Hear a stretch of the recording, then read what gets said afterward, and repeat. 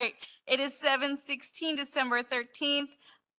I am Councilman Vaccaro. This is Mr. Flynn. I'm going to call this to order. Are there any comments from the audience? I don't see an audience. Let's move on to discussion item A, the Garage Management Monthly Report.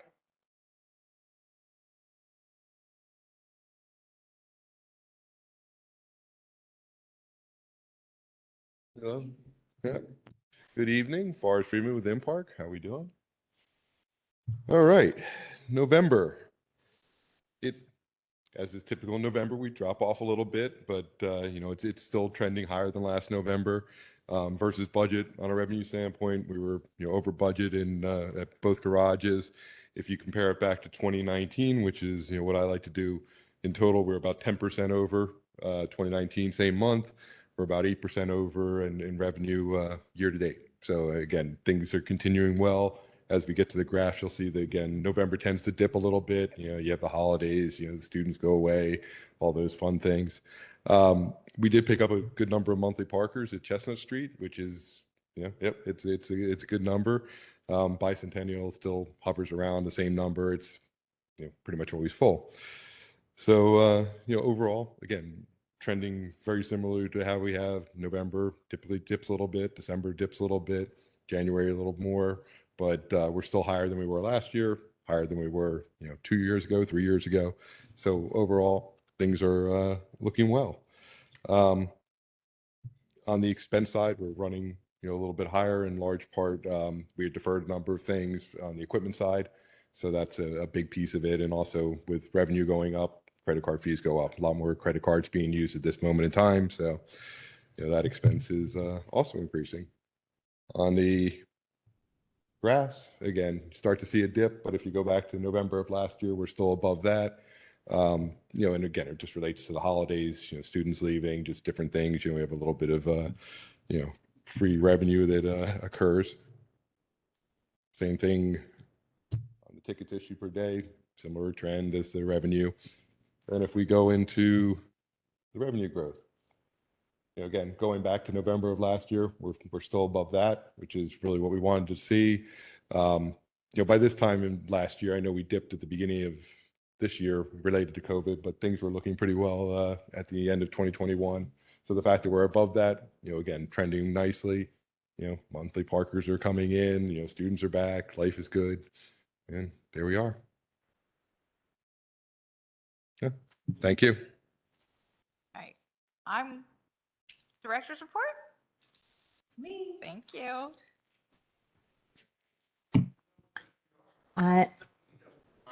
There are hundreds of thousands of people watching you right now on YouTube. I'm going to say hello to the 6 people watching at home because I did ask how many. I'm Ramsey Reiner, the new Director of Parking Services. I don't have a pretty report yet, but I will. Right now, I've just really been focused on understanding the systems. We have a lot of software, so I've learned how to answer disputes. We get a lot of them. We've been doing weekly staff meetings. I've been getting to know the staff members. I'm working on an SOP manual for the staff, trying to just get everybody a little bit back on board after a little bit of transition. We did collect and ship the remaining 2G meter heads back to San Diego. So we're going to finish up that 2G to 4G update. And Public Works on Monday removed, I don't know if you'd noticed, but there were some old meter heads and confusing signage in a lot of the parking lots. So Public Works came out and fixed that. So those are the little low-hanging fruits that I've taken care of since I've been here. Do you know how much money we collected for the Christmas parade?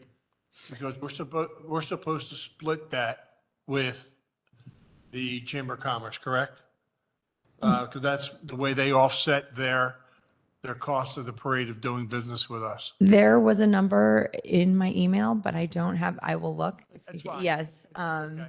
But yeah, We'll see you next week. Keith had the number. Yeah, We'll have because it. That's part of the trade-off package Mhm. that we have with the chamber and with the bid.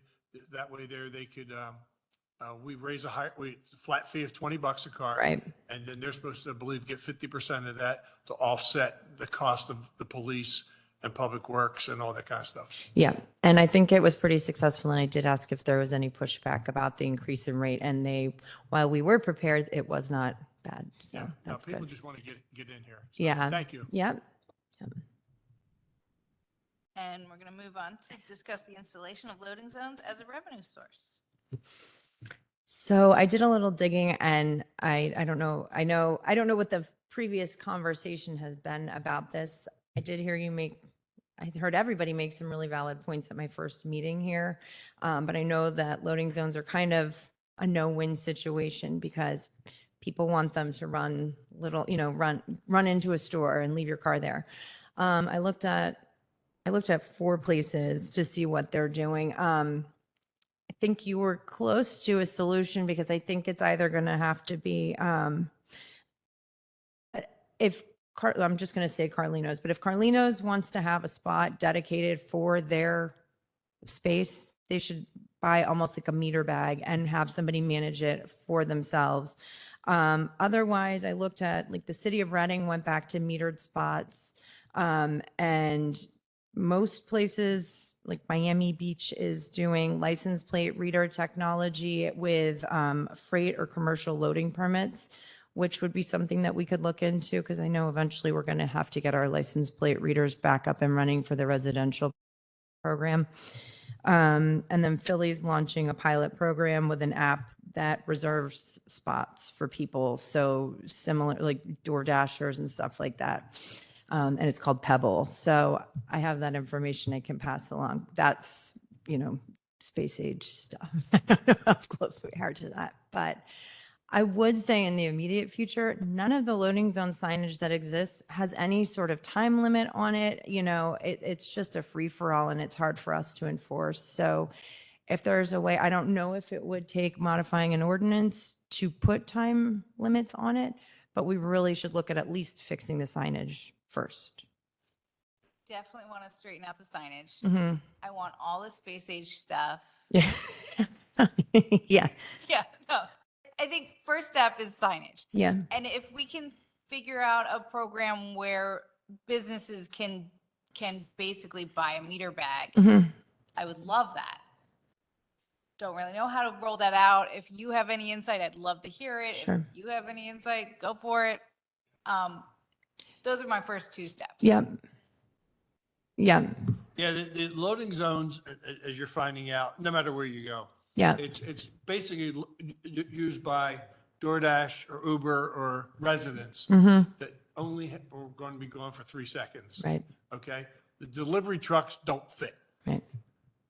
because nothing that comes into the borough is that small. Mm-hmm. That will fit in those parking spaces.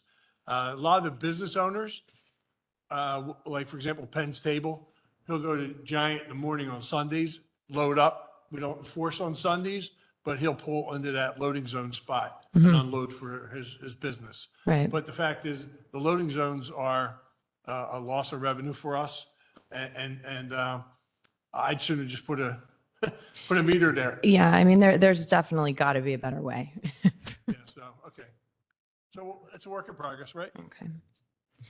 And What? The businesses won't like it if we just get rid of all the loading zones, but is there? Can we just get rid of the loading zones? The businesses really don't use them because most of them, except maybe the boutique shops, like but there's no loading zones in front of the dress shops in town. Marlena has one next to her building, but that's also near for Benny's Pizza. But the delivery truck from the Italian store always blocks Church Street. None of the delivery trucks, none of them can fit in those spots because they're only they're a car length yeah. and they're over double what a car is. Yeah. So, So you could level it to ground zero and start over from, space age. yeah, if Marlena wants to have a loading zone She for does. people, I know. buy a bag. Yeah. Like Randy said, buy a bag, Right. plop it on there when you're in business, And then, free parking for Marlene, it's up to her to She would police it and run it out. people to police it. No. So I'm going to ask questions. I'm sorry. If we put meters everywhere, got rid of all the loading zones, how many bags would we be willing to sell per block? Would it just be a free for all? Would any business be able to Well, buy? they can, Mr. Metric will probably help us put this, but all I care about is the revenue. And if, like for the summer porches, the Oyster Bar and Mercado and Killwinds, they all have to buy the entire summer. And they basically put their platforms there, but they can bag it. And they can police it during the workday, that if they're willing to pay whatever we generate from 8 in the morning until 10 at night, or business hours, we'll probably give them 5 o'clock or 6 o'clock, whenever they're open. If they're willing to pay that amount, who cares? Because it's revenue generating. It gives their customers a designated spot to park in. And our people who have a lot to do don't have to babysit it. The businesses have to babysit themselves. May I add something? Yes, Mayor. Thank you. I respectfully object to the suggestion. I think with a new parking manager, we need to take a overall view to the entire issue of parking. I don't think there's any quick fixes like that. I think we need to look at the parking, we need to look at the bump outs, we need to look at the fact that these bump outs that some restaurants have seem to be grandfathered in. In other words, nobody else gets them. They continue to get them summer after summer after summer, and no one else gets an opportunity to even get one. I think we need to look at how we do all of that, fiscally speaking, and also fairly speaking. I think we need to look at all of that, and I think with fresh eyes comes a fresh perspective. And maybe she can look at the whole entire issue of parking in addition to the bags. I can go back many, many years when there was a funeral home on Gay Street where Social is. It was Ash Smith Funeral Home. And they would put parking bags that they would get. They rent, the borough used to rent parking bags to Ash Smith Funeral Home and to Founds Funeral Home when they had funerals on High Street. So there are ways to do this that have a level of fairness about it. So it's not just one customer-based business who always has these bags. But parking bags was a commonplace to see, on Gay Street and High Street back. I'm going way back. Don't go too far I back, wasn't Mayor. gonna say- Yeah, don't go too far Let's back. not be old as you, Bernie. But yeah, so I would say that let us look at the bigger picture. Well, I totally agree with you. The Parking. hell are we talking about? Loading zones. Zones. Yeah. I'm happy to say I got free parking on High Street because the backs of the meters were out. And I was like, yes. Yeah, the loading zones, Nick Fink Get free should be able to tell you how many loading zones we have through the GIS. Yeah. And you can measure them and evaluate them. And, I'm with Ms. Vaccaro. I think the loading zones are either outdated or I don't think they're functional. They're not functional. I think that there is an opportunity to recoup some of the money that we might be losing to the High Street corridor or to Gay Street shutdowns or whatever, by putting meters back in these loading zones. I do think that there is a function that these loading zones are currently providing that they were not ever intended to provide. And I think we need to address that, but Agreed. It's a long winter. Yeah. Give you something to do. More. Yes, more. Thank you. Sean hired you. Yes. But you can do more. okay. Let's move on to discuss credit card usage at metered parking spaces. Really quick, 200 East Market Street. Just wanted to close the loop on that. I wasn't here for the original request, but I think after looking at it and checking it out, I know we're installing meters. Looks to us that there's plenty of parking there and that a loading zone wouldn't be needed. So if you're comfortable, I think if we could just Yes. deny that and close it. Loading zones. Thank you. Okay, now let's discuss the credit card usage at metered parking spaces. Yes, so Nick and I went out to test meters to confirm. I think the concern was that if there was an active session, you couldn't put a credit card in and add more time to it. So we did test to confirm that you could do that. We also did it with coins and we did a few different ways. I think it turned out, and I think it might have been a friend of yours or you, that it was a faulty meter. So I think that case is closed, but if there is an issue, you can always dispute the ticket and I'll look into it. Yeah. Oh, okay. And now E is discuss the request from the Archdiocese of Philadelphia concerning Prescott Alley between North New Street and North Darlington Street. I don't have an update for you, but so I would request that we table this to January where we can have more to discuss. Let's do that. And the action items, approve proposed parking benefit for fire and ambulance personnel. This was something that started before Ramsey's tenure. I was approached by the Westchester Fire Department Chief Pelna about extending a benefit to active volunteers. And, I always get nervous about that because I want to make sure that the list is being vetted, that the people on the list are actual persons who are doing work and volunteering at the fire company. So we created a sketch layout for how this program would work. It'd be an annually renewing program where the a verified list would be presented to the borough. It would be valid for 1 year, and it would be limited to, what was the number there?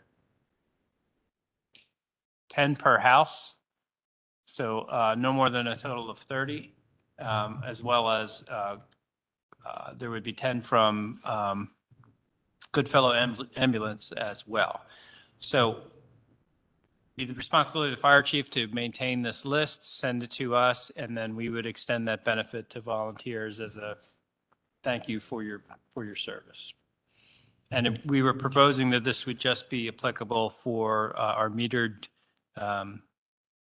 surface spaces in town, not the garages. I got a good idea. Why don't we use the loading zones fire department? I'm just joking. I think it's a great idea. Yeah.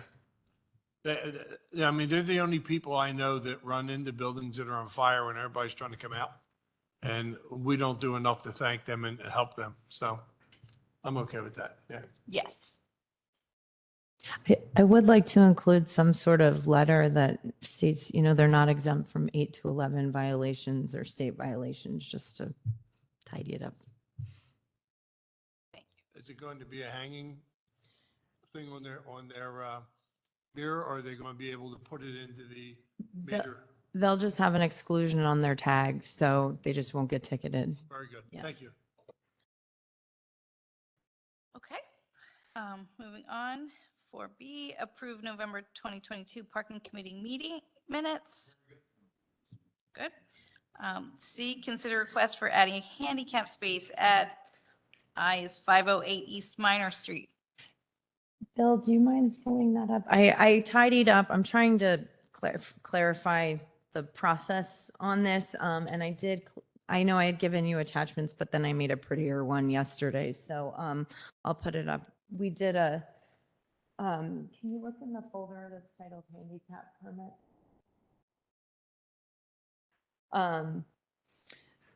So we did do the survey and then I put a map at the bottom, see both. But East Minor Street is, I mean, if you need handicap parking, you should just go down there. I think there's 7 on this street already, and they're requesting 2 more. So there is a survey. The red X's are the spots were not occupied. And this is only on the block of 508. So this is not all 7 spots. This would only be the 508 block. And then obviously the green is that they were occupied. So I'm not sure how the decisions were made in the past. It's a scary power to wield, but for this block, I mean, I would not recommend adding 2 more handicap spots. There's 7 there and they're not fully occupied at all times. So it seems to me that there's plenty of parking at this time. I don't know how you feel about that. I mean, I hate telling people no. I'm always very conscious of people that need a parking spot because, you know, they have a disability. I think the study would be on the block of 508. I don't know what the housing looks like down the east side of Minor, but in the 508 block, how many handicap spots are in that 508 block? 2. And are they directly in front of the houses that requested them? One is, I think it's an apartment building or it's like a little complex. So one is, so I think the 3 people that live in it all have placards and have all asked for handicap spots.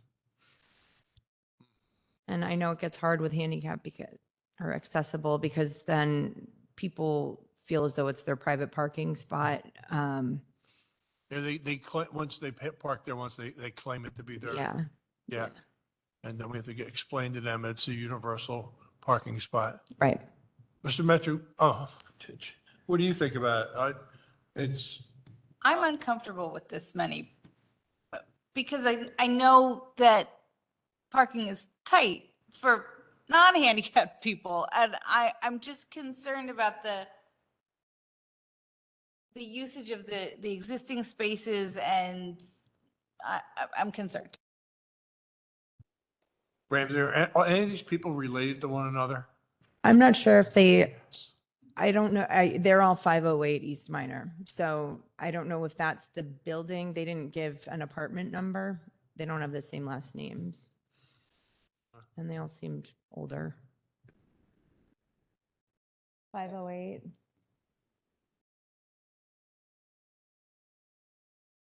It's like a complex. It looks like a.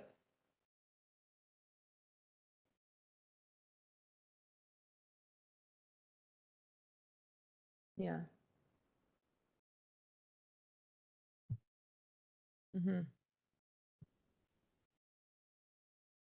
There was one that was just approved and now they're requesting 2 more.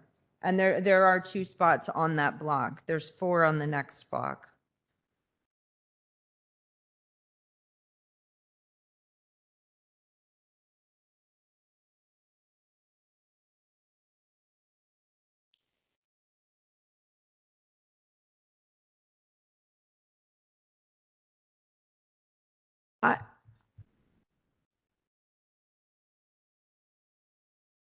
There's 2 there now. There's 4 on the next block.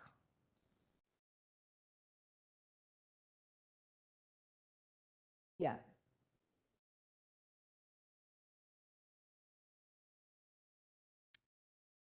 One's in front of the complex and one's, I think, right there.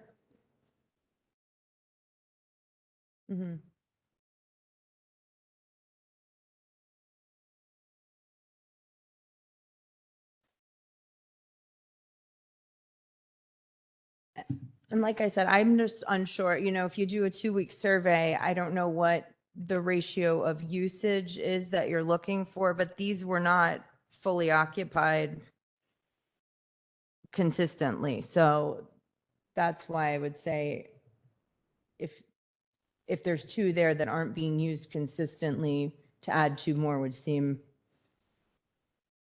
excessive.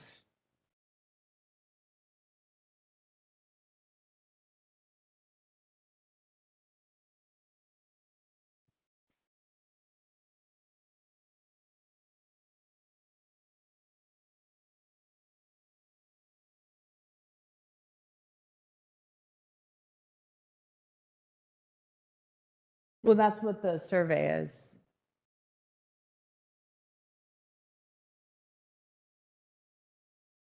Is So- that, the picture, is that indicative? So the red X's are that it was empty, it was not being used. So I had somebody go out from morning shift and night shift. And so the green is the days that it was occupied. So.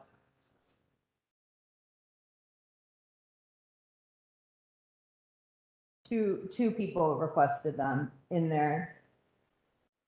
Yes.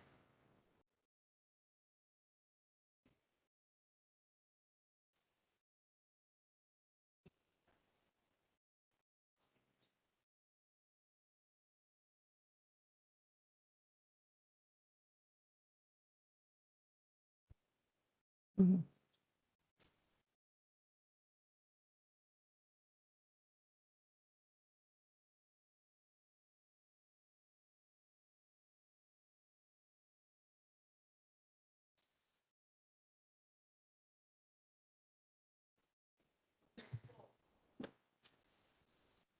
Yeah. Does one seem fair? Yeah.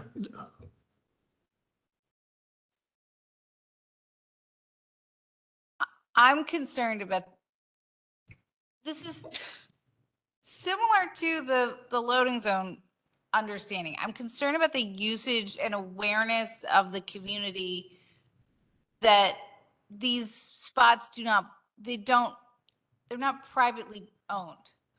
And I think that this shows,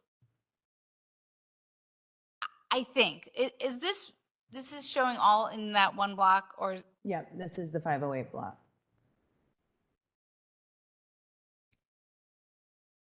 It appears to be vacant more than it's being used. If you Yeah. take a day, like take the 21st, it's 1, 2, 3, 4, 5, 6 empty, and then 3 occupied. As you go down the street at different days, it seems to be plenty of parking there. That's what I'm seeing, and I'm not trying to say that if you're a disabled person, I want you to have parking, but it looks like you have parking. Yeah.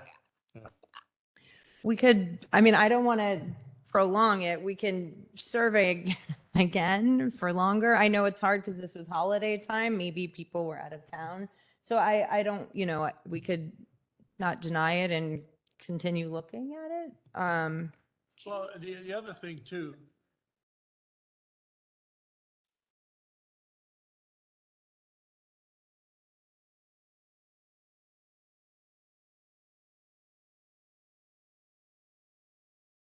You can't police the neighborhood culture. Mhm.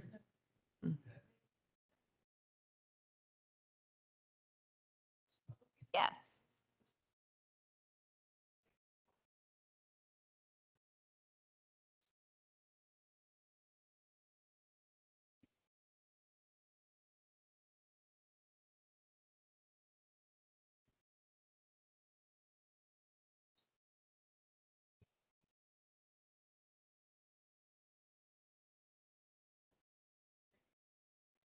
Right.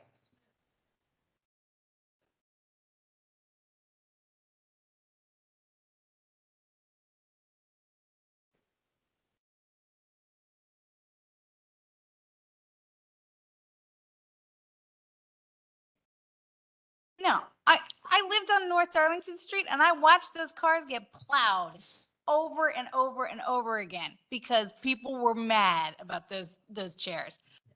That's what happens. This is more respectful, but there has to be some acknowledgement that the people who don't have the chairs out also need spaces, and I don't want to be taking spaces from those people so that there's more neighborhood understanding that that spot belongs to Mrs. Jones. That's my concern, is that then what happens to Mr. Adams? I don't want to police it.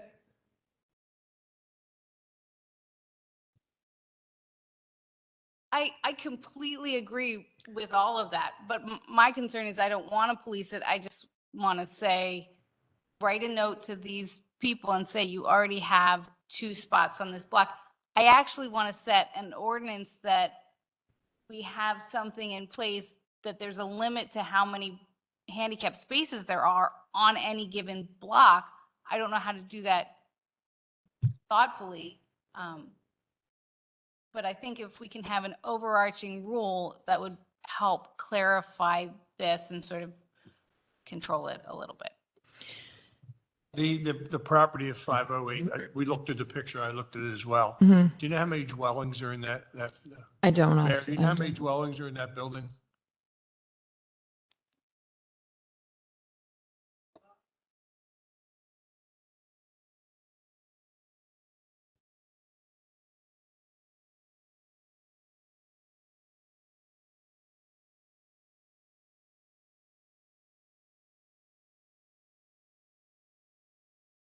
Yeah, why don't we just push it off until January? We'll look to see how many people, my opinion, Yep. see how many people live in the complex. Yeah, and see if there's 10 apartments and they want 4 handicap spots, that's a little overkill. Plus, we do know that there's vacancies there. Mhm. I mean, we're not losing any meter revenue. If we throw another one on the streets, Right. that's not an issue. Right. And the fact is, what we would be doing is accommodating people that probably do need a spot. But, no, it just puts the other people that live on the block at Yeah. a disadvantage. My concern is those people who are living on the block who need parking. That's my only concern. And, you know, in some of our blocks, it's not an easy thing to park. And I Right. don't want to make it more difficult. So, Yeah. yeah. Yeah. So, all right, we will talk about that next month. Let's move on to 120 East Minor Yeah, Street. that's west. I'm sorry. I got really into East Minor. So 120 West Minor requested a spot as well. There are 2 on that block. They are further down, and they were occupied. So, and I believe one is in front of First Press. Is that Bucket School? I should know that. My kid went there. In front of that church. So I know it's utilized by them also. So I would say seeing the usage of this and knowing that this request is further down the block, I wouldn't have a problem with it. This looks okay to me based on the usage that you're showing. Mhm.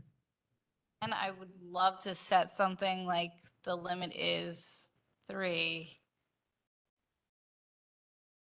That block there is the professional block. Mhm.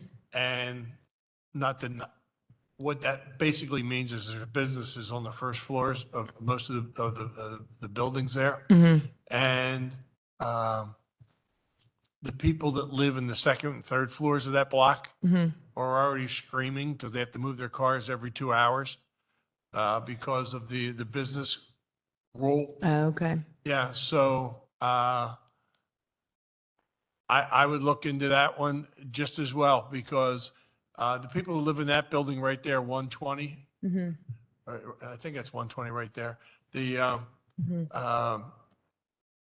There's no place for people to park right there. Right. And I'm gonna sort Just of as- recant what I've just said, because this is much closer into, you know, the business It's district. in the business district right there. And so the handicap usage rate doesn't necessarily mean it's the people who are living there, especially if they're living on the second and third floor. Right. Right. I don't know that they need a handicap parking spot for that. They're at a disadvantage in that block anyway. That block and the block up by First Presbyterian Church are down because they have to move their cars every 2 hours because of the business problem with the businesses on the first floor. So, So continue to, Postpone this. Okay. Okay, postpone that one as well. when we're postponing, I'm going to have everyone continue to survey. Okay, Thank you. okay. Consider removing handicap spaces at 712 South Penn Street. So this one, this came in as a request, I think, from the original applicant. Believe somebody passed away and it's no longer in use. And looking at the survey, I would say, you know, knowing that it was requested and it's not often occupied, it was occupied, but if you look, it looks kind of around the holiday season-ish and 2 days. So I would say I would be okay with removing. Yes, Okay, we can say yes to that. okay. 428 West Chestnut. This, I just wanted to let you know that it's been received and we can table it. We're doing the survey now, so I'll bring it back to you. I just wanted you to know it exists, so we have a timeline. Okay. It lives on the agenda now. Okay, thank you. Other business? And we can adjourn. Thank you.